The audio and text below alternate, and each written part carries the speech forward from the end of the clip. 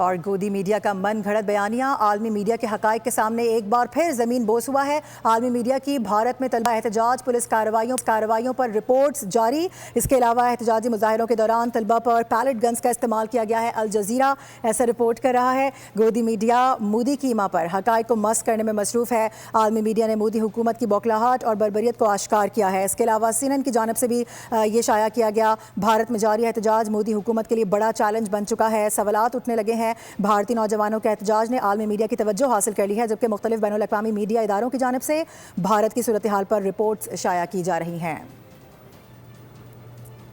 और गोदी मीडिया का मन घड़त बयानिया आलमी मीडिया के हकाइक के सामने एक बार फिर जमीन बोस हुआ है। आलमी मीडिया की भारत में तलबा एहतजाज, पुलिस कार्रवाइयों पर रिपोर्ट्स जारी। इसके अलावा एहतजाजी मुजाहिरों के दौरान तलबा पर पैलेट गन्स का इस्तेमाल किया गया है। अल जजीरा ऐसा रिपोर्ट कर रहा है। गोदी मीडिया मोदी की ईमा पर हकाइक को मस्क करने में मसरूफ है। आलमी मीडिया ने मोदी हुकूमत की बौखलाहट और बर्बरियत को आश्कार किया है। इसके अलावा CNN की जानिब से भी ये शाया किया गया। भारत में जारी एहतजाज मोदी हुकूमत के लिए बड़ा चैलेंज बन चुका है। सवालात उठने लगे हैं।